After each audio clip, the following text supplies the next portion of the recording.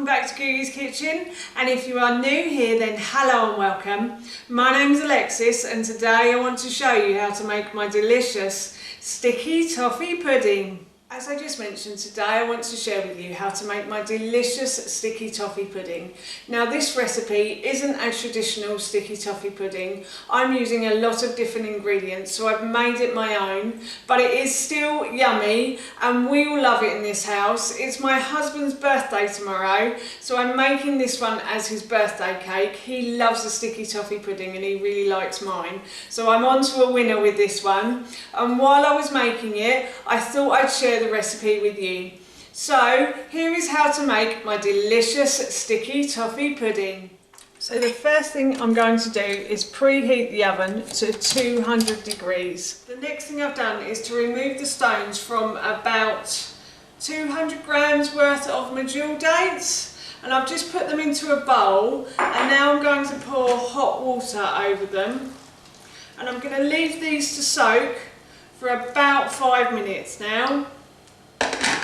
So now I'm going to mix the dry ingredients together, and in this bowl here I have 200 grams of ground oats. So I've ground my oats in my NutriBullet. So basically I just weigh out the oats and I put them in the NutriBullet and then I grind them up. And then in this bowl here I have 200 grams of coconut sugar. Now you can use brown sugar for this recipe if you want to. You don't have to use coconut sugar, or a dark sugar is good. And then I have 1 teaspoon of baking powder that's going to go into this mixture, like so. And then I have 1 teaspoon of bicarbonate of soda as well. That's going to go in. And then I'm just going to add like a pinch of salt, I'd say. Just a little bit of salt. The salt will bring out the sweetness and the dates and everything, so that's why I'm using the salt. And now I'm just going to mix these ingredients together, and I thought that this would make a great recipe for Christmas. If you're not fans of Christmas pudding, then you could have this instead, and you can make this the day before and just actually heat it up on the day, and it's still as delicious, I promise you. So those are all well mixed together now, and I'm going to go and deal with my wet ingredients. I actually forgot to put my ground pecans in. So in this bowl here I have 100 grams of ground pecans as well. If you can't get pecans, then you could use walnuts in this. My husband isn't a fan of walnuts, so he doesn't like them, but you could use walnuts as well. And I know that pecans isn't really a traditional thing to put into a sticky toffee pudding, but it does give it that extra sort of nuttiness, but sweet nuttiness. It's lovely, I have to say. So I'm just going to continue mixing this now, and then I'm going to go and deal with my wet ingredients. So I've set my dry ingredients aside, and now I'm going to deal with my wet ingredients. So in this jug here I have about 300 mils of oat milk, which I'm going to pour into my NutriBullet. Now you don't have to use oat milk, you could use any kind of milk you like. You could use cow's milk if you want to, anything that you have to hand basically. And then I have drained my dates in the sink through a colander, and I'm just going to put them into my NutriBullet cup along with the milk. And I do this because it makes them much more soft and easier to blend when they're in here. And then I have about 90 grams of a vegan butter as well. You can use ordinary butter, or you could use ghee or coconut oil as well if you wanted to. The choice is entirely yours. I just had some vegan butter left over in the fridge, so I thought I'd use it up. And then, oh dear, I'm just going to have to wipe my hands. I've got butter all over them. Hang on. That actually took me about 5 minutes to undo. I actually went to the top of the stairs to try and get my husband to open it, but I'd opened it by the time I got there.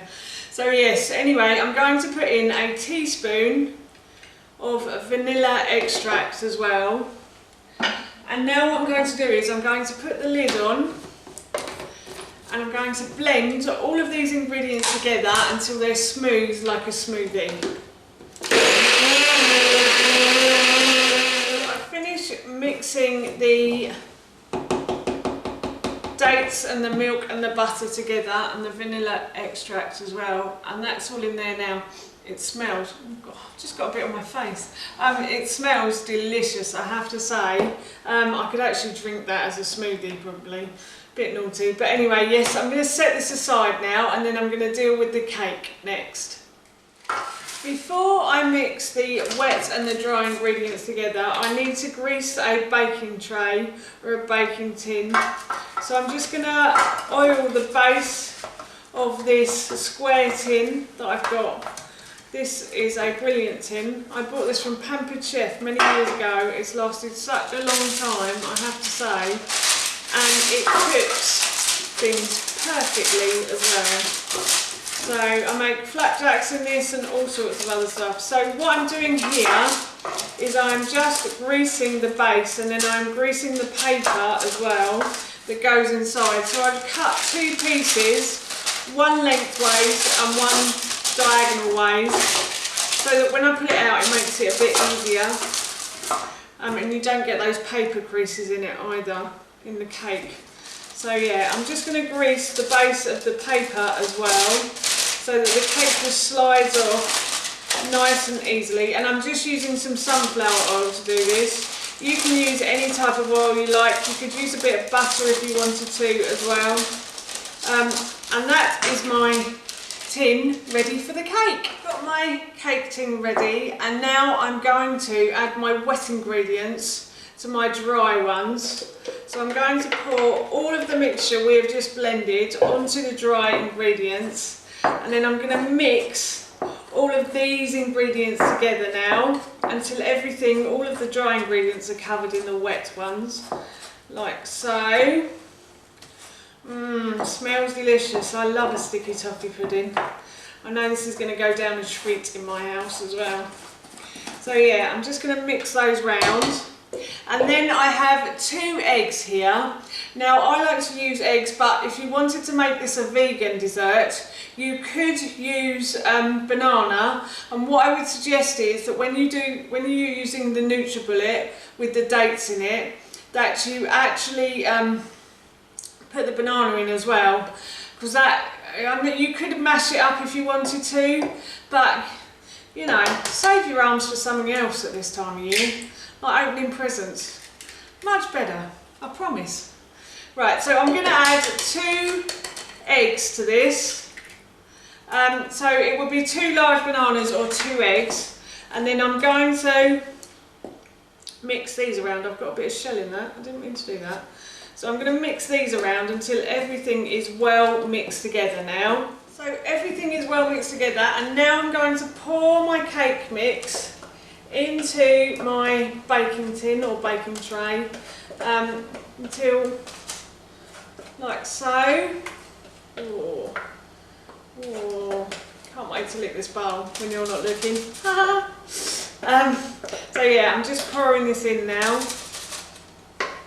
Just going to put that down there, and I'm just going to shake it slightly so it's evenly covering the base of the tin.